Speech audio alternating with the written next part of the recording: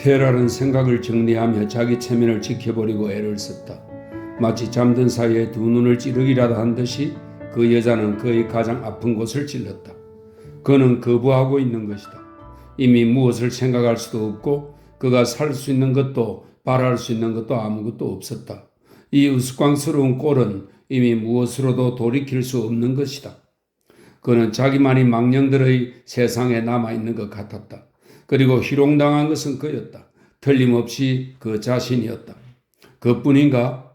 게다가 이제는 그 여자와 동침할 수도 없을 것이다.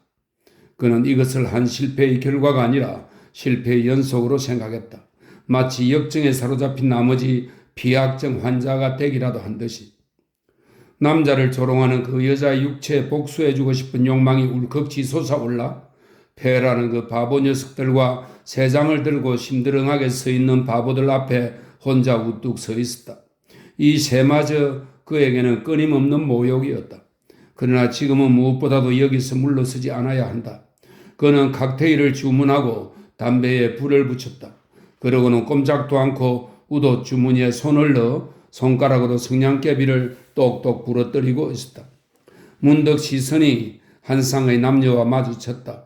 남자는 잿빛 머리칼과 젊은 얼굴이 어울려 매력이 있었고 여자는 귀엽기는 하지만 잡지 사진에서 흔히 볼 수 있는 자태로 남자를 쳐다보고 있었다.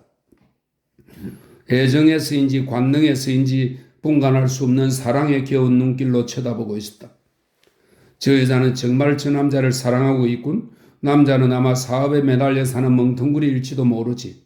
페랄은 부러운 듯이 생각했다. 내게 줄 편지 있지? 이리 주게. 문지기는 놀란 기색이었지만 여전히 엄숙한 얼굴로 편지를 내주었다. 당신은 페르시아 여자들이 화가 나면 남편을 징이 박힌 슬리퍼로 두들긴다는 얘기를 아세요? 그래도 그 여자들에게는 책임이 없대요. 그러고는 다시 예전 같은 생활로 돌아간대요. 남자와 같이 울고불고 하는 생활은 문제가 아니지만 남자와 같이 잘 때는 노예가 되는 생활.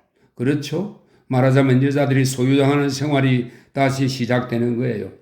즉 남자가 여자들을 소유하는 생활 말이에요. 그러나 저는 소유당하는 여자는 아니에요. 당신이 흡사 어린애나 환자를 대하듯이 거짓말이나 슬슬 해가며 쾌락을 맛볼 수 있는 그런 육체는 아니에요. 당신은 과연 많은 것을 잘 알고 계세요. 그렇지만 당신은 아마 여자도 역시 인간이라는 걸 끝내 깨닫지 못하고 저승에 가실 것 같아요. 제가 지금까지 부딪힌 남자들은 아마 앞으로도 그런 남자들 밖에는 만나지 못할 테죠. 할 수 없어요. 제가 할 수 없지라는 한탄을 얼마나 자주 되풀이하는지 당신은 모르실 거예요. 그 남자들은 제 매력을 발견하고 제 변덕을 미덕으로 고쳐주려고 제가 감동될 만큼 무척 애를 쓰곤 하더군요. 그렇지만 어떤 참다운 인간적인 문제가 생길 때면 그들은 어뢰 남자친구를 찾아가 버리는 거예요. 물론 위안을 받고 싶을 때는 제외하고요. 제 변덕이란 비단 당신을 즐겁게 해주기 위해서만 필요한 게 아니에요. 제가 얘기할 때 당신이 귀를 기울이도록 하기 위해서라도 내게는 필요한 거예요. 저의 매력 있는 변덕이 어떤 가치가 있는 것인가를 당신도 좀 알아두세요. 그것은 당신의 애정과 비슷한 거예요. 만약 당신이 저를 지배하려는 데서 어떤 고통이 제게 생겼더라도 당신은 그 고통을 전혀 알아차리지 못할 거예요. 저도 남자들이 바람 피우는 심리를 어떻게 생각해야 할지를 알 정도로 꽤 많이 남자들을 봐온 셈이죠. 남자에게는 일단 자부심이 문제가 될 때면 모든 것이 중요해지는가 봐요. 그리고 쾌락이란 보다 손쉽게, 보다 빈번히 그 자부심을 충족시켜 줄 수 있는 것을 가리키는 말인가 봐요. 당신이 자기가 한갓 수표책으로밖에 보이지 않는 것을 싫어하는 것과 마찬가지로 나도 내가 한갓 육체로 되기를 거부하는 거예요. 당신이 저를 대하는 태도는 흡사 창녀가 당신을 대하는 태도와 다름없더군요. 희롱을 해도 좋아요. 하지만 대가는 주셔야죠. 라는 식이죠. 저는 또한 당신이 오직 그렇기를 바라고 있는 그 육체이기도 해요. 좋습니다. 알겠어요. 사람들이 제게서 품고 있는 관념, 그러한 관념과 싸워 저 자신을 지켜나가는 것도 그리 쉬운 일은 아니에요. 당신이 앞에 계시면 저 자신도 보다 제 육체에 정신이 쏠리고 또한 그게 역정이 나더군요. 봄철이 오면 스스로 제 육체에 마음이 가는 게 한결 쾌감을 주듯이 봄 이야기가 났으니 참 새들과 마음껏 즐기세요. 그리고 생각나는 것이 또 하나 있어요. 어쨌든 다음번에는 전등 스위치 일랑 좀 가만히 놓아두도록 하세요. 폐라는 자기가 봉건영주나 제국의 총독처럼 도로를 만들고 한나라의 모습을 변형시켰으며 시골 초가집에서 수천 명의 농부들을 끌어내다가 자기 공장 주위에 있는 양철 지붕의 집에 살게 만든 사람이라고 자부했다. 그런데 지금은 세상 속에 든 찌르레기도 자기를 비웃고 있는 것만 같았다. 폐라의 정력도 그의 명석한 이지도 인도 차이나를 변모시킨 그의 과감한 결단력도 그는 이 과감성의 압도적인 위력을 방금 미국 은행에서 온 통고를 읽고 뼈저리게 느꼈다. 이 우스꽝스러운 새 한 마리로 끝을 맺는 듯 싶었다. 전 우주처럼 끊임없이 그를 조롱하고 있는 그 새 한 마리로. 여자 하나를 그렇게 중대하게 여기다니. 그러나 이미 여자 하나의 문제가 아니었다. 말하자면 그 여자는 눈에서 떼어버린 붕대 같은 것에 불과했다. 그는 자기 의지가 넘을 수 없는 한계를 향해 있는 힘을 다해 온몸을 부딪혀 갔던 것이다. 대상을 잃어버린 그의 성적 흥분은 분노로 변했고 아울러 창피를 당한 데서 오는 숨막힐 듯한 몽롱한 마비 상태로 나가떨어졌다. 급속히 복수를 할 수 있는 것은 오직 육체적 보복뿐이었다. 글라피크에게서 아프가니스탄의 어느 추장에 관한 야만적인 이야기를 들은 적이 있었다. 이웃 추장이 그 추장의 철을 강간한 후 편지 한 장과 함께 여자를 돌려보냈다. 그 편지에는 자네 철을 돌려보내네.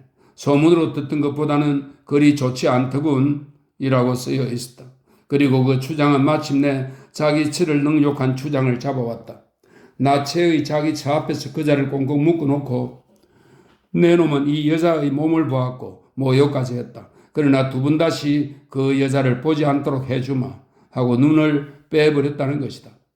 베랄은 자기가 발레리의 방 안에 있는 장면을 상상해 보았다. 그 여자는 침대에 붙들어 매여져서 울부짖다 못해 마침내 쾌락의 비명과도 흡사한 흐느낌 소리로 바뀔 때까지 고함을 지른다. 손발을 묶인 채 고통에 못 이겨 몸부림을 친다. 남자에게 소유당하고도 말을 듣지 않은 대가다. 문지기가 페랄 앞에서 아직 기다리고 있었다. 이 바보 녀석처럼 무표정한 얼굴로 버텨야 한다. 하지만 이 녀석의 따귀를 그저 본때 있게 갈겨주고 싶구나. 그 바보의 낯짝에는 어떤 미소의 그림자도 찾아볼 수 없었다. 좀 있으면 웃게 될 테지. 페랄은 칵테일 값도 치르지 않고 곧 다시 오지 하고는 모자를 놓아둔 채 나가버렸다. 제일 큰 조류상으로 운전사에게 일렀다. 아주 가까운 곳이었다. 그러나 상점은 문이 닫혀 있었다. 중국인 거리에 가면 새 장수만 모여있는 거리가 있죠. 운전사가 말했다. 거리로 갑시다. 자동차가 달리고 있는 동안 페랄의 머리에는 언젠가 어떤 의학 서적에서 읽은 어느 여자의 고백이 떠올랐다. 그 여자는 채찍으로 얻어맞고 싶은 욕망에 격렬하게 사로잡혀 알지도 못하는 남자와 편지로 만날 약속을 했다. 그러고는 호텔의 침대에 눕는 순간 벼랑간 무서운 생각이 들어 도망치려고 하자 채찍을 든 남자는 스커트를 입으려던 그 여자의 팔을 때려서 꼼짝 못하게 만들었다. 페랄의 환상 속에서도 그 여자의 얼굴은 보이지 않았다. 그러나 그것이 발레리의 얼굴로 바뀌었다. 우선 아무데나 중국 매음굴이라도 가볼까? 아니다. 어떤 육체도 남성으로서의 자존심을 모욕당한 고뇌에서 그를 구해줄 수는 없을 것이다. 자동차는 철조망 앞에 섰다. 맞은편 중국인 거리는 캄캄하고 매우 시끄러웠다. 좋다. 페랄은 자동차에서 내리면서 권총을 우도 주머니에 집어넣었다. 쏘아야 할 일이 생길지도 모를 것 같아서였다. 죽을 수 있는 한 죽이는 것이다. 가축 상가는 모두 잠들어 있었다. 보이가 손님이요 하고 소리치며 제일 가까운 상점의 덧문을 조용히 두들겼다. 상인들은 군인을 두려워하고 있었다. 5분쯤 후에 안에서 문을 열었다. 초롱불이 어슴풀에 비쳤다. 검붉은 가게 안에서 고양이며 원숭이가 소리를 죽이고 뛰어다니는 기척과 새들이 날개를 퍼덕이는 소리가 들려왔다. 짐승들이 잠을 깬 것이다. 불빛이 비치지 않은 어두침침한 속에 연분홍빛의 긴 그림자가 보였다. 횃대 위에 매어 있는 앵무새들이었다. 이 새 전부 얼마지? 새만 말입니까? 800달러인데쇼? 그는 영세 상인이어서 진귀한 새 같은 것은 갖고 있지 않았다. 페랄은 수표책을 꺼내들고는 망설였다. 상인은 현금을 바라는 눈치였다. 보이가 알아차리고 한마디 했다. 이분은 페랄스야. 차가 밖에 있지 않나? 상인이 밖으로 나가 자동차의 헤드라이트를 보았다. 절조한 그림자가 불빛을 찢어놓은 듯 가로질러 비치고 있었다. 자기 권세의 증거인 그 상인의 신용이 오히려 화가 났다. 이런 장사꾼에게까지 이름이 알려진 명백한 자기 세력이 그 여자에게는 아무 효력이 없으니 더욱 어처구니 없는 일이었다. 그러나 차디찬 밤 공기와 더불어 이미 자기가 시작한 행동을 생각하자 자존심이 되살아났다. 분노와 가학적인 상상이 조각조각 흩어져 구역질이 날 지경이었다.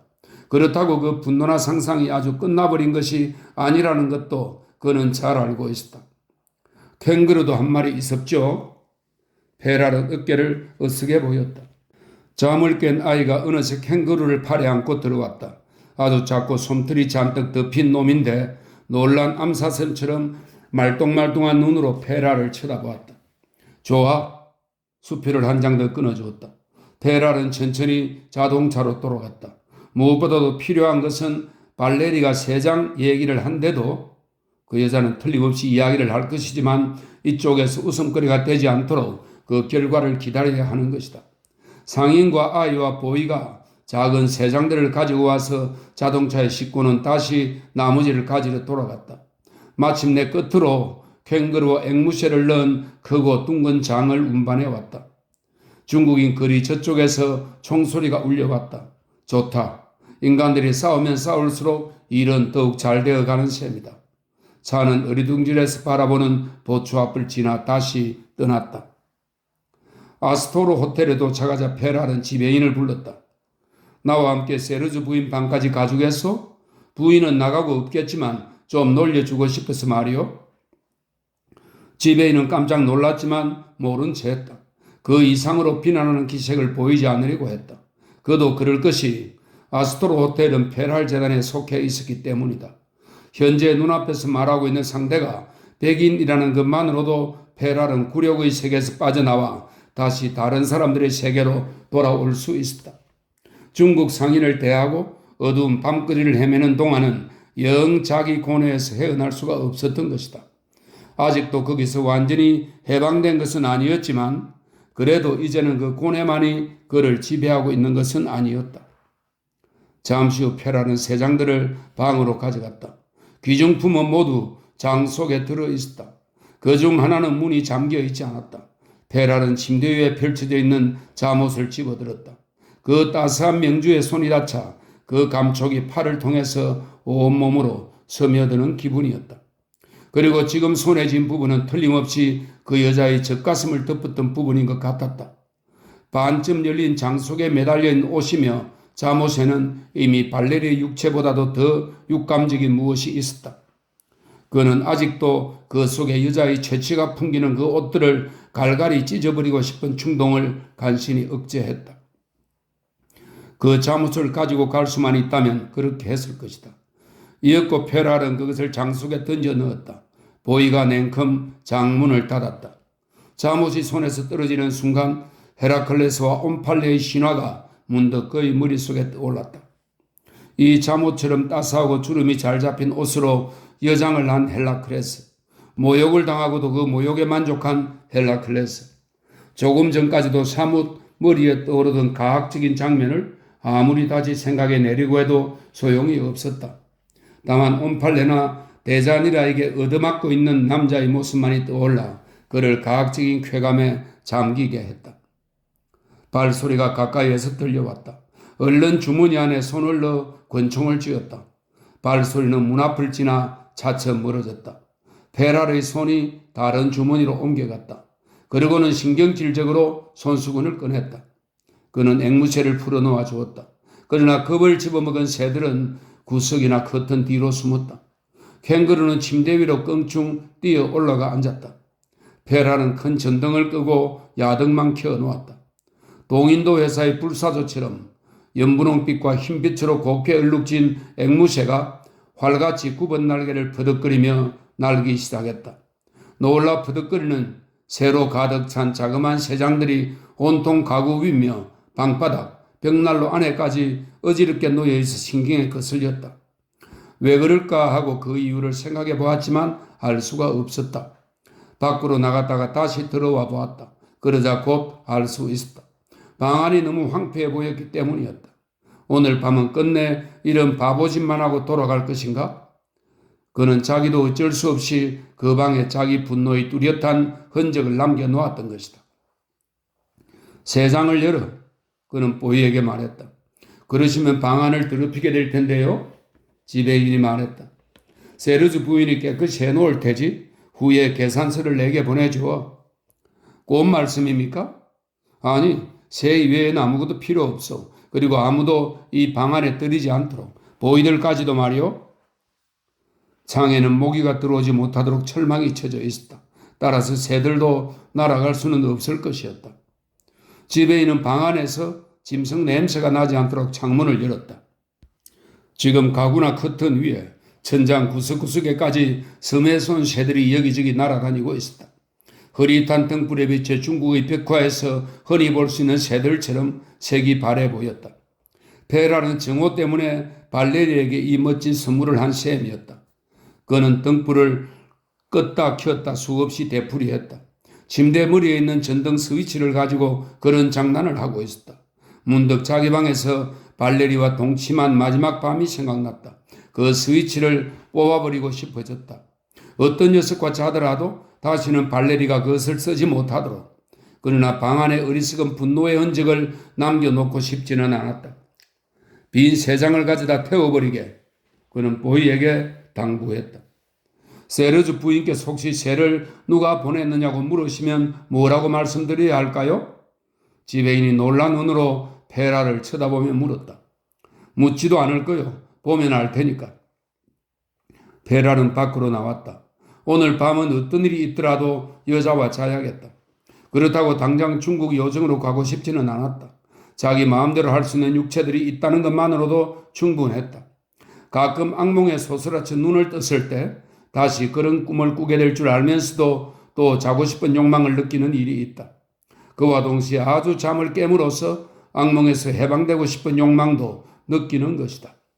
그 경우 잔다는 것은 악몽에 시달린다는 것이다. 그러나 바로 자기 자신으로 돌아가는 것이기도 했다.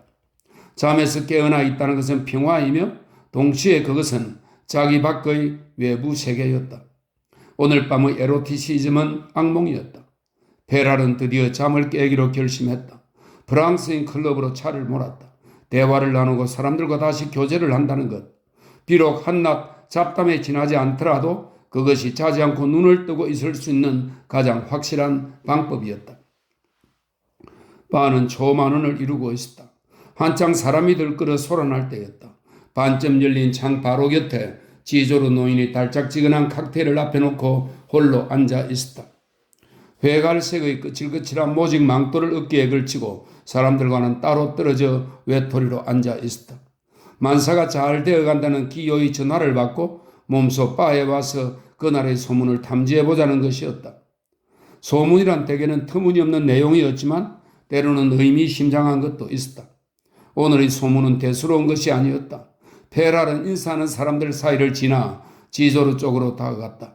페랄도 그의 강의 내용이 어떤 경향의 것인지 파악하고는 있었지만 별로 대수로운 것으로 보지는 않는 터였다.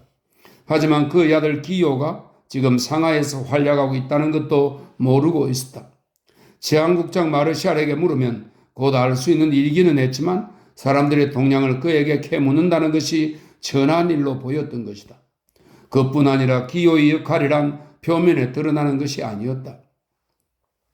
표면은 나타내지 못하고 속으로만 못마땅하게 여기며 그를 바라보는 그 모든 바보들은 페랄이 아편 때문에 지조로 노인과 친교를 맺고 있는 줄 아는 모양이었다. 부당한 추측이었다. 페랄은 그저 아편을 피우는 흉내만 내고 있었다. 간혹 한두 대, 그것도 늘 아편의 효과를 느끼기에 필요한 분량보다 훨씬 적은 분량을 피우는 것이었다. 이유는 아편굴의 분위기와 입에서 입으로 옮겨지는 파이프에서 그는 늘 여자와 가까이 하고 싶은 기분을 일으키는 하나의 수단을 찾아내기 때문이었다.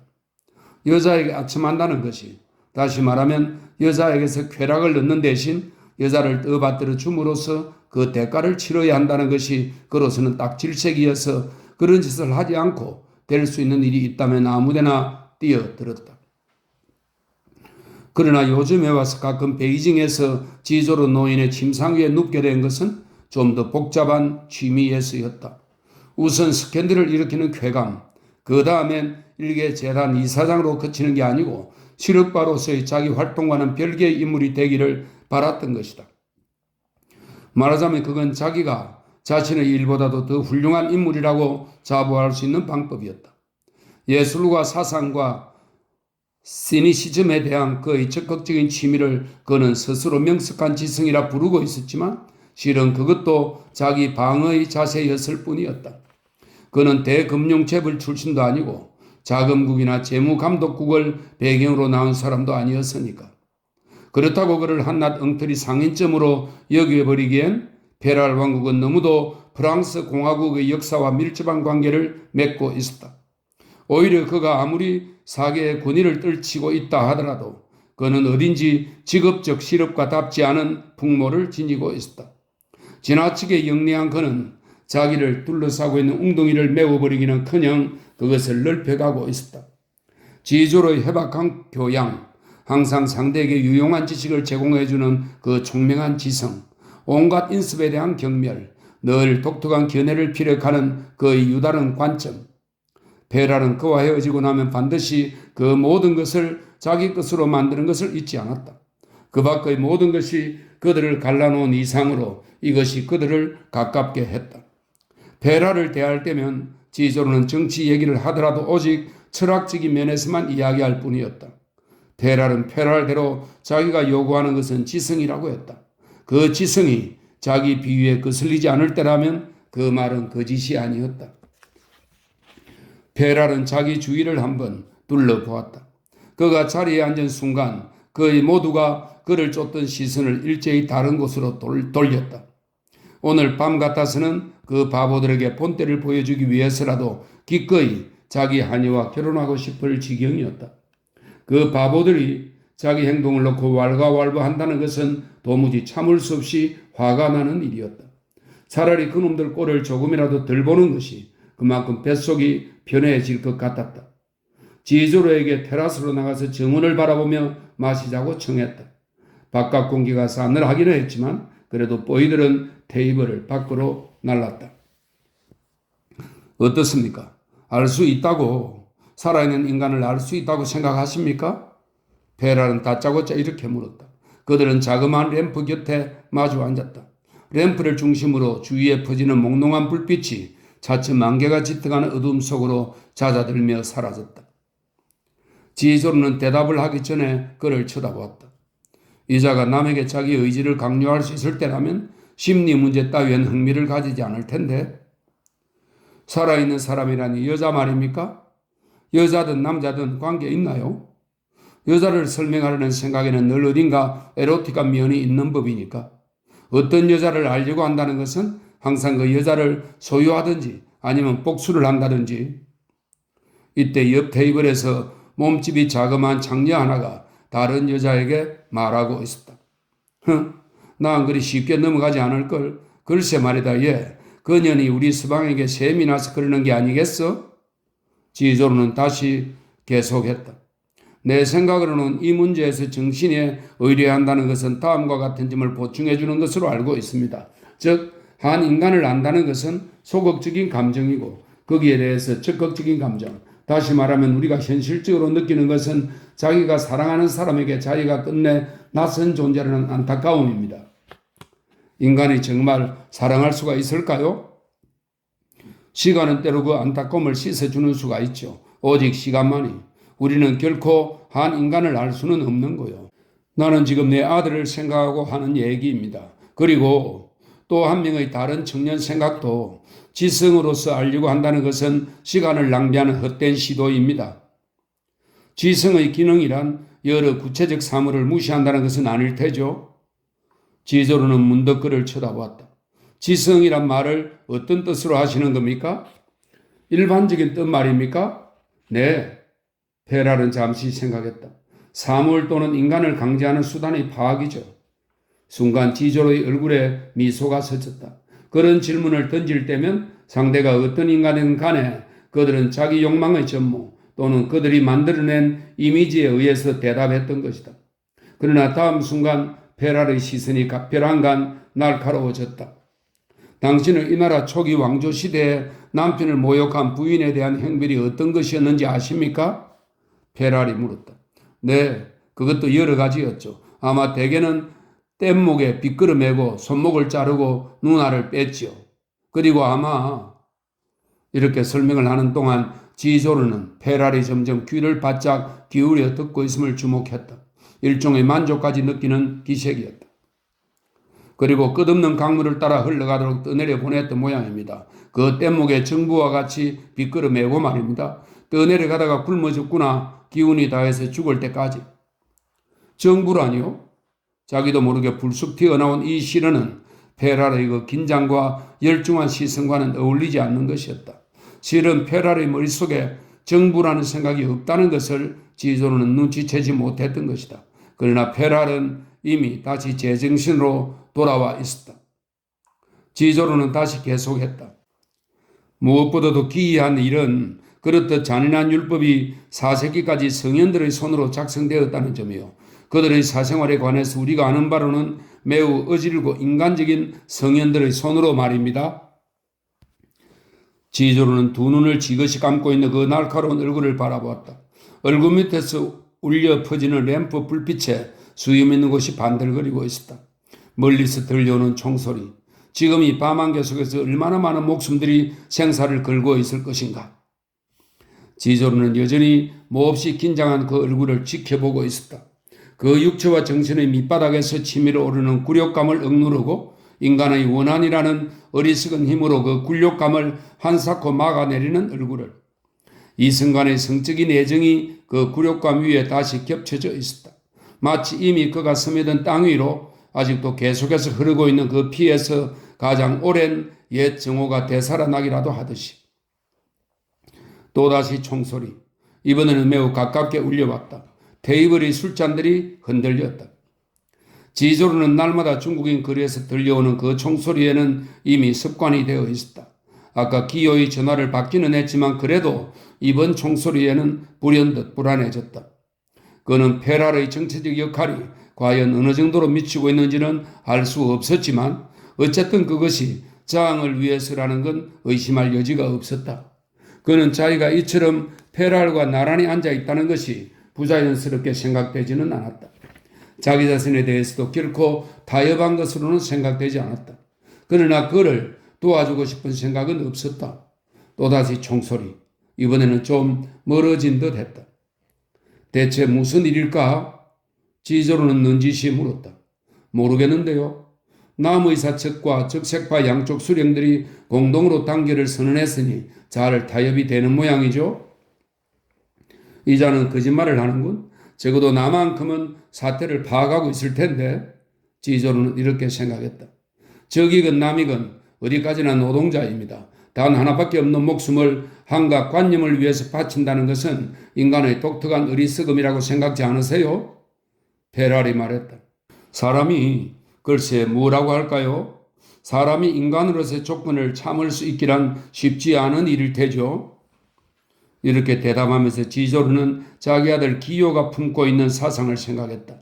이해타산을 초월해 그것을 위해 자기 목숨을 바칠 수 있는 모든 사상은 다소 막연하기는 하지만 인간 조건의 토대를 존엄성 위에 세움으로써 그것을 정당화하려는 욕구를 나타내고 있는 것이다. 그 인간 조건에 존엄성을 주는 것으로 이를테면 예전 노예들에게는 기독교가 있었고 근대 시민에게는 국민이란 개념이 그리고 노동자에겐 코뮤니즘이 있다는 것이다. 그러나 지금 지조르는 그러한 기요의 사상을 페랄과 논하고 싶은 생각은 조금도 없었다. 어쨌든 인간이란 늘 중독되어 있어야 합니다. 중국에는 아편이 있고 회교도의 나라에는 마약이 있고 그리고 서양에는 여자가 아마 사랑이라 무엇보다도 서양 사람들이 자기의 인간 조건을 초극하기 위한 수단이 되었던 겁니다.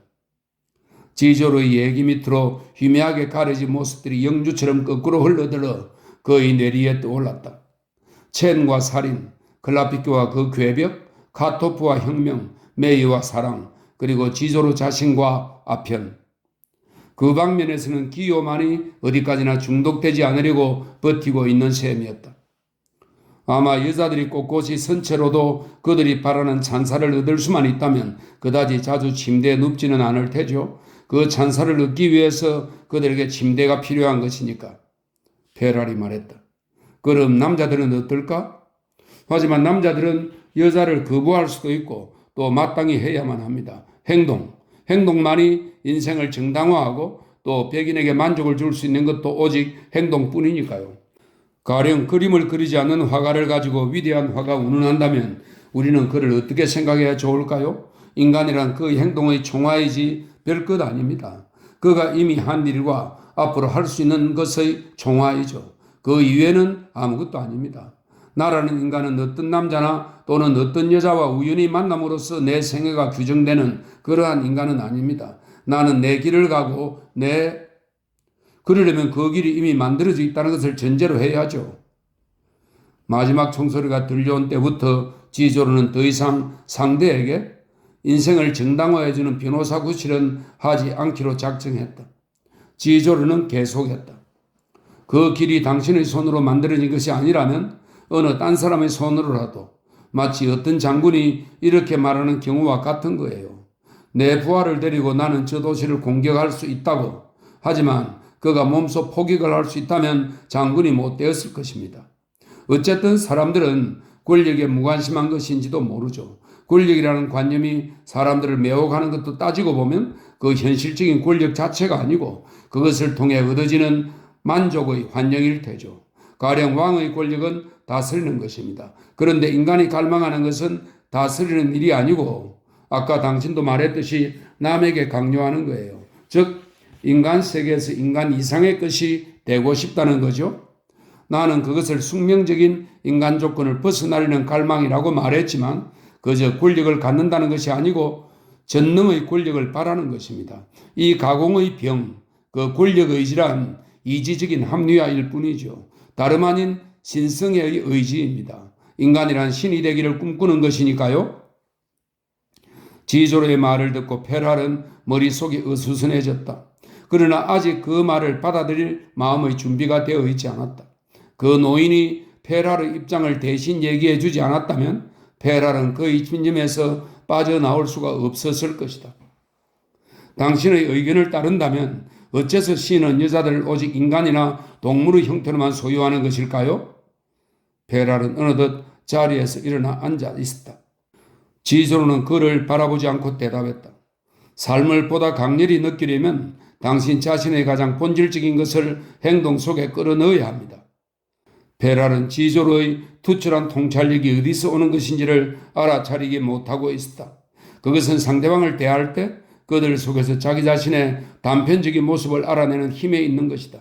그 예리한 관찰을 종합함으로써 지조로라는 인간의 가장 정묘한 모습을 그릴 수 있다는 것을 페랄은 모르고 있었다. 노인은 다 알겠다는 듯이 미소를 지으며 계속했다. 신은 소유할 수 있는 것일망정 정복하지는 못할 거요.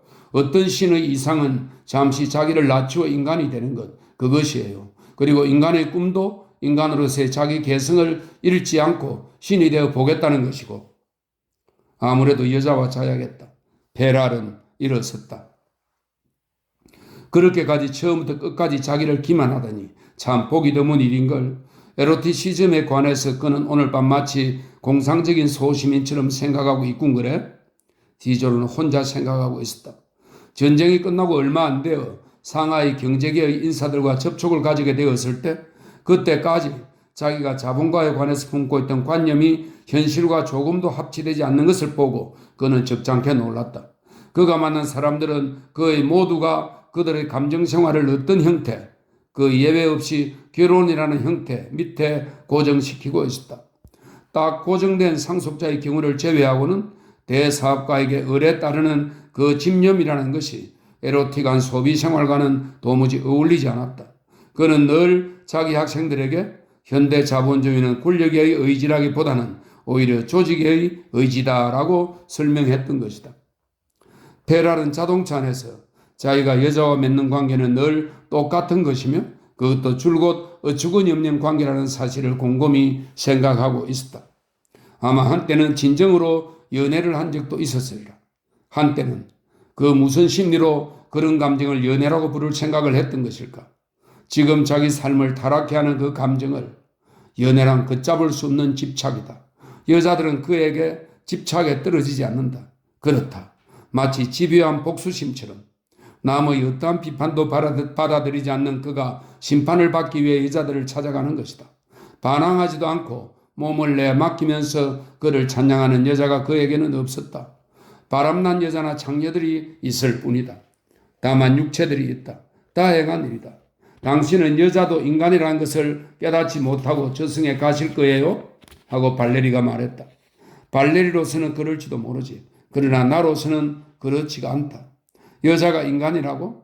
여자는 한갓 남자의 휴식처이고 여행이고 정복해야 할 적이지.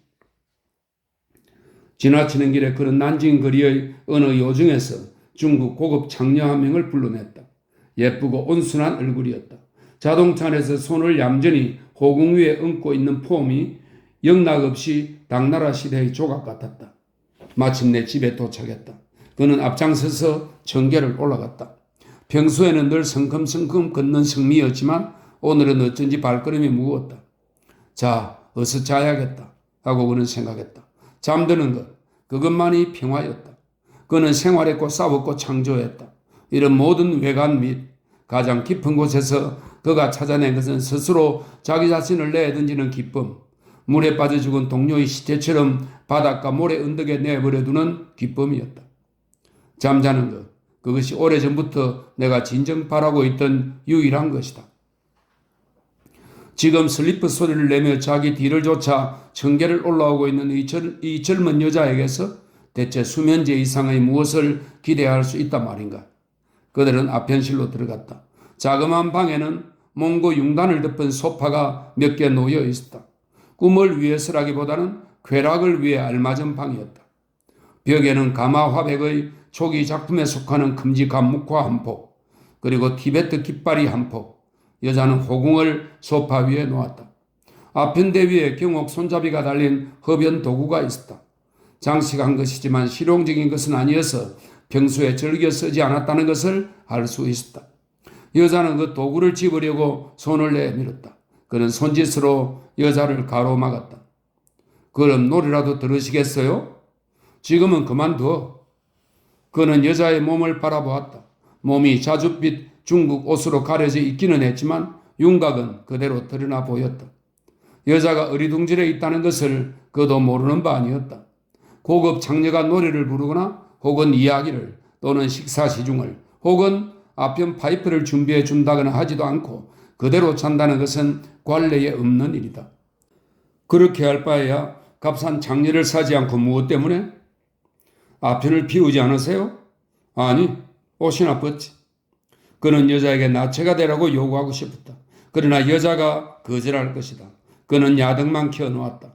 에로티시즘이란 자기를 모욕하거나 또는 상대방을 모욕하는 일이다. 어쩌면 양자를 모두 모욕하는 것인지도 모른다. 여자가 이렇게 몸에 꼭 붙는 중국식 속옷을 입는 편이 더욱 선정적이었다. 그러나 그는 그다지 흥분을 느끼지도 않았다. 그보다는 이쪽이 꼼짝 않고 있어도 그를 기다리는 여자의 육체가 굴복을 해야만 비로소 흥분을 느끼는 것인지도 모른다. 그의 쾌감은 자기를 상대방 여자의 입장에 놓음으로써 비로소 솟구쳐 오르는 것이었다. 그것은 분명히 강요된 자기 힘에 굴복당한 상대방의 입장이었다. 결국 그는 오직 자기 자신과 동침하는 셈이었다. 하지만 그것은 자기 혼자가 아니고 여자를 매개로 한다는 조건 아래서만 성취되는 것이었다. 그는 지금에야 아까 지조로가 생각했던 것을 분명히 파악할 수가 있었다. 그렇다.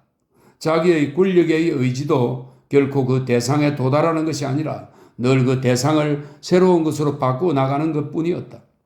그러나 한평생 단 한 명의 여자도 자기가 소유하지 못했지만 그는 자기가 갈망하던 유일한 것을 소유했고 또 지금 그를 기다리고 누워있는 저 중국 여자를 통해서 소유할 것이다.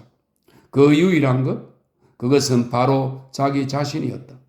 자기 자신을 보기 위해서 남의 눈이 필요하고 나 자신을 느끼기 위해서 다른 여자의 감각이 필요한 것이다. 문득 그는 티베트 그림을 쳐다보았다.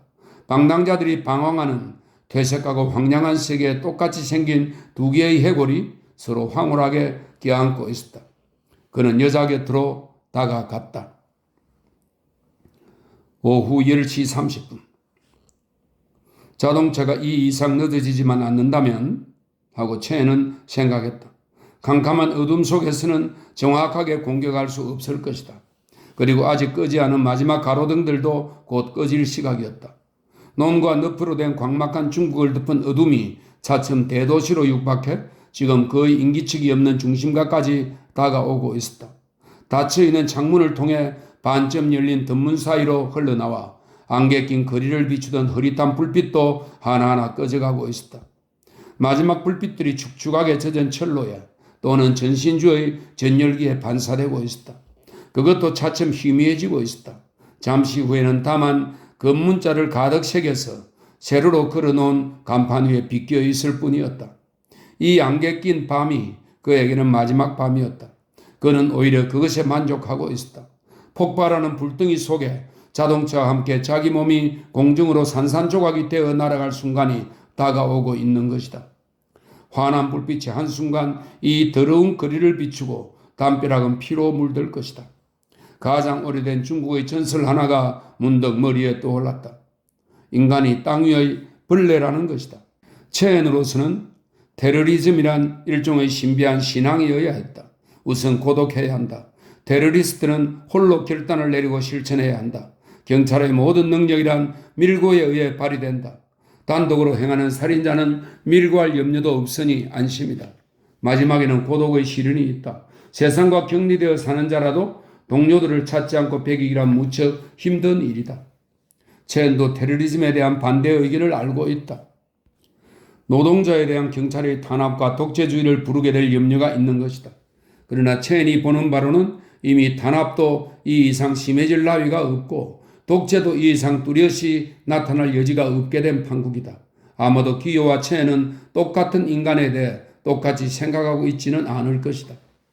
체엔으로서는 짓밟힌 사람들의 계급을 해방하기 위해서 그들 중에 뛰어난 분자들을 그 계급 속에 메어두는 것이 문제가 아니다. 차라리 그들의 짓밟힌 인생 자체에 어떤 의미를 주는 일이다. 각자가 자기 인생의 주인공으로서 그 인생을 책임지고 그 인생의 심판자로서 자기를 확립해야만 하는 것이다.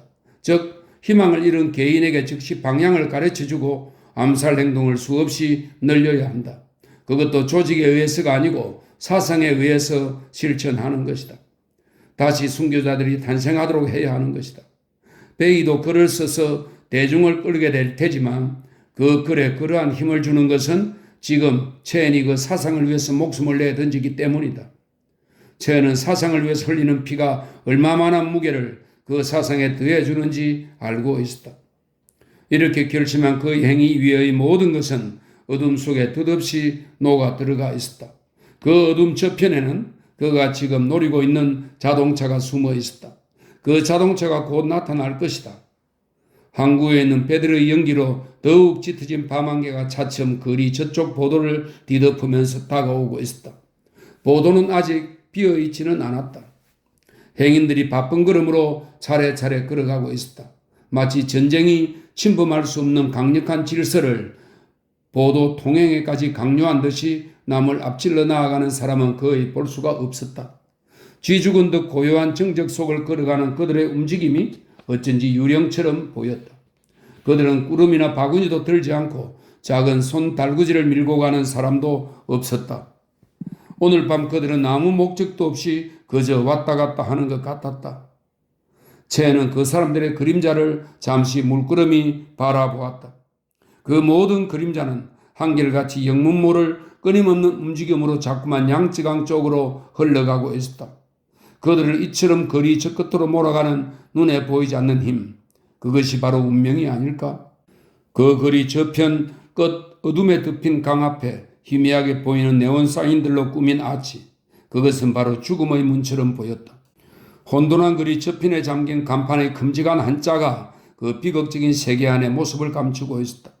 마치 지나간 시대 속에 사라진 것처럼 마침내 장의 전용차의 돌격 나팔 같은 클렉슨 소리가 텅 빈 거리 저쪽 어둠 속에서 은은하게 울려왔다.